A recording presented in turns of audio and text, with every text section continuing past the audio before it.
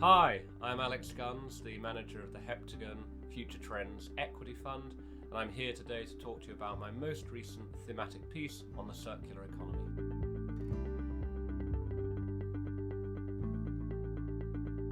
The circular economy is a theme of massive importance. Put really simply, we are taking too much and we are wasting too much. The problem is best thought of really in terms of population growth and consumption growth. Given the amount of population growth that we've seen, what is occurring in a typical year at present is that we are taking about 60% more out of the Earth, out of this planet, than it can plausibly regenerate. If we fast forward the clock on, that rate of over-extraction, if you will, from the planet is only going to increase. Now, this problem is also compounded by the sheer amount of waste that we as a race, as a humanity, actually produce. When you look at some of the data we came across when we were putting this piece of research together, the figure that really stuck in my mind was that annually we produce waste equivalent to 3,500 Empire State Buildings. Now, where does that waste end up? Unfortunately, a lot of it is in landfills, and when it doesn't end up in landfills, it finds itself in the ocean. Now, we've written about plastic pollution in the past, but just to share another really shocking statistic with all our listeners, and really as an emphasis, a reminder of why circular economy is such an important theme, consider that by 2050, on current calculations, there will actually be more plastic in the sea by weight than there will be fish.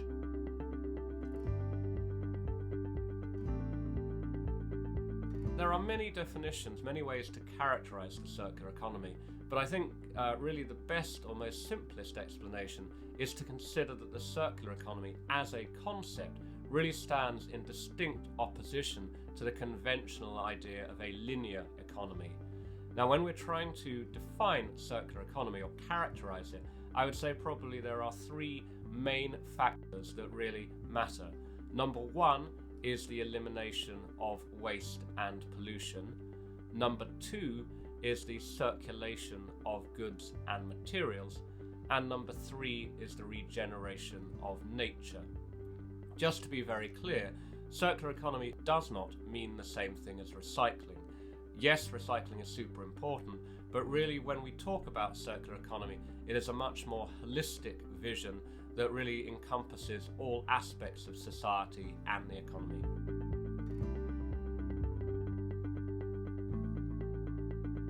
The circular economy opportunity, in our view, could be really significant. Perhaps a very good starting point is to consider some of the work that the United Nations has done on this topic. They produced a report not so long ago highlighting over 2,000 different actions that governments should implement. The UN's goal is that circularity, in the broadest sense of the word, should double its contribution to the economy every 10 years going forward. When you try and quantify that numerically, the United Nations believes that about $2 trillion of value could accrue to the circular economy by 2050. We've obviously seen and read other assumptions and estimates too. Some consultants are considerably more optimistic than this.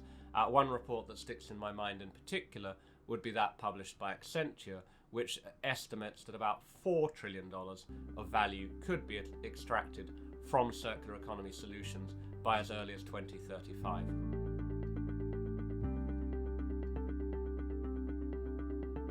The really important starting point here is that effectively circular economy principles can really be applied to every industry and end market. But I think what I'll do in the interests of time is really just call out a few examples. One of the biggest, I think, and probably a sensible place to begin is really to talk about the fast-moving consumer goods sector. This is something we interact with every day. What we're talking about here are the likes of Coca-Cola, McDonald's and Nestle. Nestle is maybe a really good example. They're the biggest producer of packaged food goods globally. And what Nestle has committed to do, I believe within the next 10 years, is that all of its goods should come in recyclable packaging. Today, if you walk into a Starbucks or into a McDonald's, you will actually find that all of the packaging, again, is recyclable, is repurposed, or does come from sustainable materials. If we move on to a different industry, again, something that all of the listeners will be very familiar with, and we think about the textile industry, some of the data here is actually really shocking. For every 5 garments that are produced globally, 3 of those end up in landfill. That's really, really shocking. So clearly we need some better solutions here. Now it's quite encouraging that when, again, you look at some of the big players, they are at least making progress here. H&M, for example, has committed to sourcing only from sustainable suppliers going forward. Adidas, really interestingly, came out with an announcement not so long ago highlighting that about over 400 of its products are now actually made from plastic materials recycled out of the ocean. And then when we try and think a little bit more holistically about clothing, what about repurposing clothing, renting clothing, and so on? To move on to a different sector, let's consider the electronics industry. Again, the figures here are quite shocking when you look at the value of electronics goods that are actually thrown away or destroyed every year. Really importantly, if you take something as simple as a mobile phone, within that mobile phone there'll be some really important elements like gold, silver, rare earths that can clearly be repurposed. If they're not repurposed, then often what happens is that they end up, say, in an emerging economy. The people destroying or dealing with these old handsets may suffer from pollution and so on. So it's really encouraging to see some of the initiatives underway here. In France, for example, the government has put in place a ban on unsold electronic goods now. They can't be destroyed. In the Netherlands, there is a scheme where every used handset can effectively be sent to Africa or similar to be repurposed.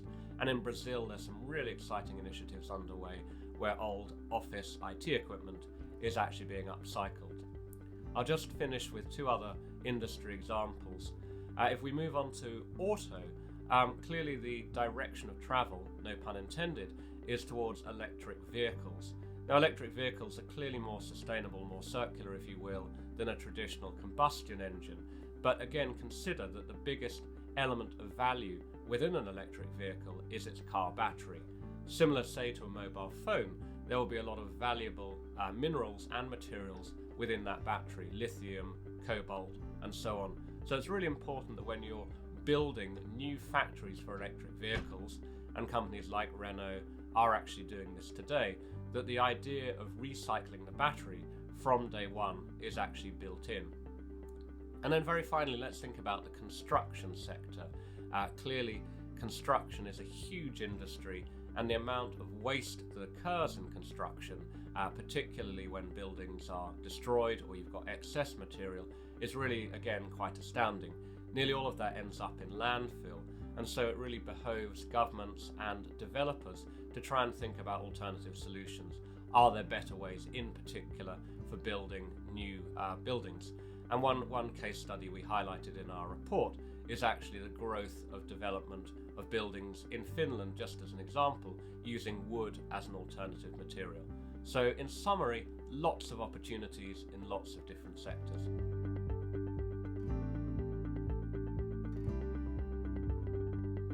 Everything we've talked about sounds really great in principle. It's a lovely idea, but in practice it can actually be dauntingly complex to implement. Effectively, what you really need to do is some very good planning from governments. You need buy-in from stakeholders, and really, if you're trying to do this properly, you have to do some very rigorous cost-benefit analysis. It's often worth bearing in mind that, say, with something like recycling, if the cost of actually recycling any given good is more than the value you would extract at the end, then perhaps it doesn't make sense. There's also, if you step back, this broader consideration about what is more important for any economy. Is it a growth in GDP or is it societal well-being? Maybe those two stand in contrast to each other. 2 other things to call out, really. The first is that inevitably, if you move towards a circular economy, there will be some industries and by implication some regions that end up losing out quite severely. Obvious losers would be the resource-heavy industries, whether that happens to be oil whether it's mining, whether it's mineral extraction, maybe even agriculture. So it's important to think about that. And then when we delve to a micro level, think about this concept of greenwashing that's obviously become very topical recently. Many companies will be highlighting sustainability initiatives, circular economy principles, as much as anything to improve their brand without really thinking about the full consequences. One interesting statistic we read when we were doing this piece of work was that Accenture believes that of the commitments that businesses have made to sustainability, 90% of those will not end up being achieved by the end of this decade.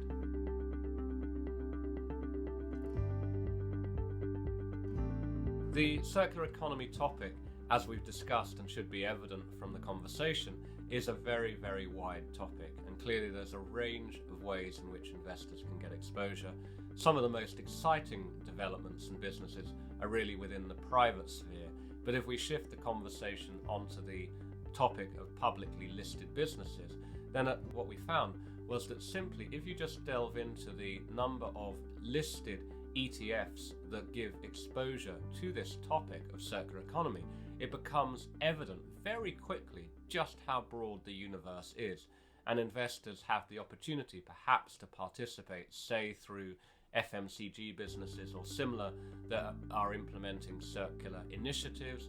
It could be through environmentally friendly energy businesses. It could be through plays on waste, such as Waste Connections and waste management in the US. It could be through direct recycling plays, such as Tomra in Norway, or even businesses such as SIG in Switzerland that are making their products from purely sustainable materials. What we found particularly interesting is that once you actually dig beneath the hood a little bit, you can really find that some initiatives are underway at all businesses. So I think what I would certainly counsel is that investors really do their homework on this topic.